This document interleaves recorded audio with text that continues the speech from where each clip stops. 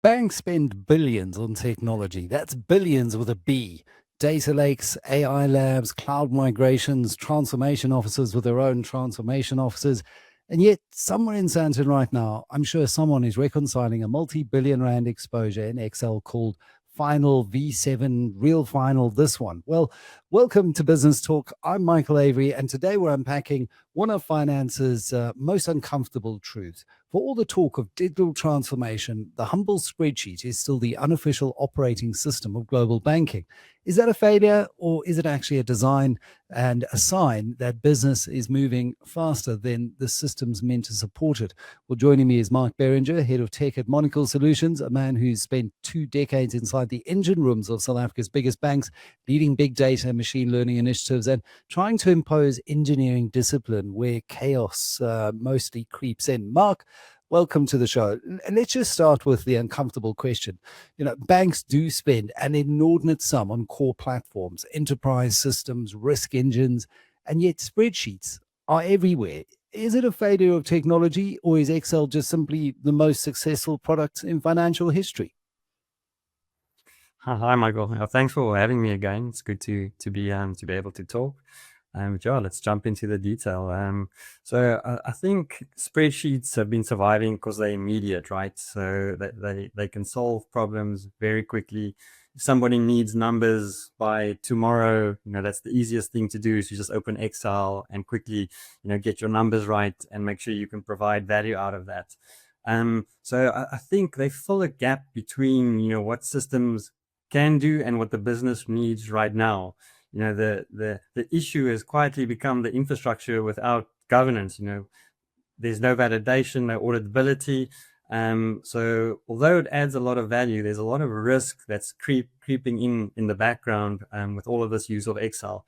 But it still plays a big part of the tech stack today, and a lot of companies, big banks, even Monocle, we still all use spreadsheets, right? They're very valuable. Yeah, I mean, I guess what fascinates me is this idea that they haven't just survived by accident. They solve something that the big systems don't they? You don't they? I mean, they if you look at them, they almost like this agility layer, because you mentioned it earlier. If someone wants the numbers now, you go to the spreadsheet, and you've got that on top of maybe far more rigid enterprise systems underneath. Yeah, definitely. I think they- they're not necessarily the problem, but they're showing where the symptoms of the problems are. They tell us that our systems aren't flexible. Reporting is too slow, and users don't always trust the data that we're giving them. We've walked into many of our clients, and where they're using 40 to 60, even some clients 100 plus spreadsheets to feed a regulatory submission. And it's not that the spreadsheet is a problem. I think it's the data platform maturity. They don't always trust the data that they need to be working with. They don't always enjoy the systems that they need to be working with. And I think that's what needs to be fixed, how can you start building that trust that, a user feels more comfortable using that data instead of the spreadsheet. Yeah, because there's always a temptation to say, okay, let's ban spreadsheets, let's lock them down, let's centralize everything. But, as you're saying, spreadsheets aren't necessarily the problem. They're a symptom often of a much broader problem. And often it reveals maturity gaps in your IT architecture. So let's talk about what that means. And every bank that I chat to, all the execs say, no, we're modernizing our systems. They're spending vast sums of capital on it. And I think almost every bank has some kind of digital transformation roadmap. Every CIO has got a cloud slide that they pull up. But yeah, what are these institutions consistently getting wrong that still sees the kind of spreadsheet as so central to what they do? Yeah. I think maybe one of the biggest mistakes is treating it as a technology refresh, So I don't think modernization of a platform is just about replacing a system. It's about reducing operational risk, friction, and really simplifying what you have. We've seen a lot of organizations, you do rip and replace, take out everything just by adding a brand new system that's just as complex and adds more instability. So, it's about modernizing incrementally. I think that's where the value comes, looking at what's not working in the old system, taking pieces of that, improving data visibility, standardizing reporting, introducing more automation. But to do that, you have to tighten your engineering standards. So it's discipline that's required, and it's not always exciting work, but it needs to happen, to help drive that modernization in the right direction that starts adding value. And I think what you've just articulated is also why so often we see kind of rip and replace projects fail, because it is more about incremental engineering rather than this dramatic digital transformation silver bullet type approach. Obviously, we can't have this conversation talking about the cloud because for years, cloud has been sold as the answer to almost everything. But moving something to the cloud doesn't necessarily modernize it, does it? No, definitely not. So, cloud is very powerful, and it comes with a lot of added benefits. You got access to a lot of future tech that you don't always have on-prem, but it definitely doesn't, solve all your problems. It's not magic, So, taking a messy system that's on-premise and moving it into cloud doesn't make it a less messy system. You still need to make sure that, you're implementing in the right way. You're adding the right features, otherwise you've just hosted it somewhere else and it's no longer, on-premise, just sitting in the cloud.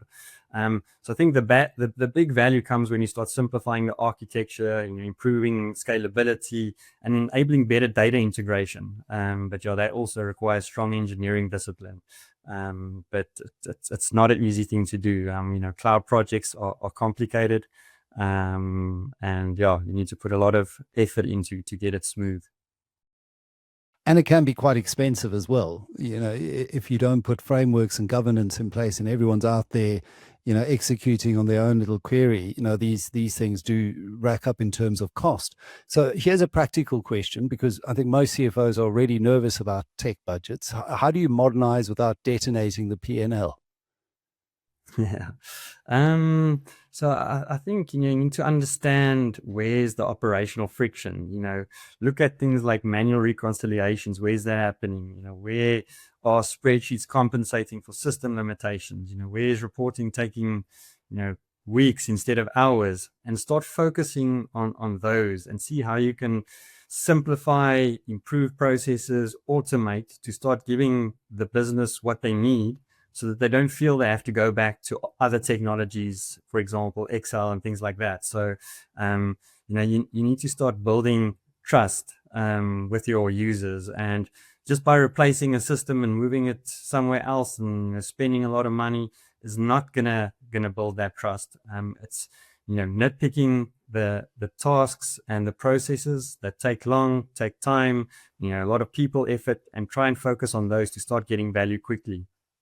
Yeah, and it sounds like a very iterative process. So if it's an internal process that you're trying to reform or make more efficient, you've got to be able to measure what the base was, go back and let your users almost tell you whether or not the implementation or the solution is working. And if it isn't, find out where it isn't, and then, build something that actually delivers that internal value that allows someone to be able to do their job better in front of their client, for example. I mean, let's just flip the lens here, because we hear about the risk of legacy systems in banking all the time. And I can't tell you how many banking IT executives I've spoken to who speak about COBOL still being very central to their system. And it's important. But I mean, and you've suggested that the bigger risk isn't really the old system. It's the unmanaged workarounds. So I suppose that's a subtle but very important distinction.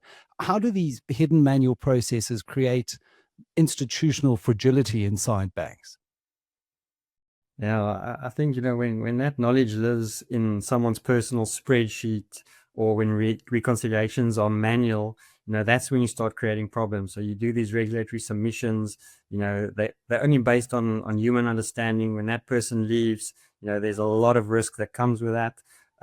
So that's why it's important, to get the right processes in place, get your users to trust your data, so that they can start utilizing the technologies that can make their lives easier and start moving away from, less manual workloads. And I think when you get that right, you also give the organizations more access to the people's ability to improve their daily lives. So instead of spending hours working on spreadsheet, you're getting them to focus on real value, and changing the way in which they operate. So I think that if we do it that way, that modernization, if it's done properly in that way, it definitely reduces that fragility.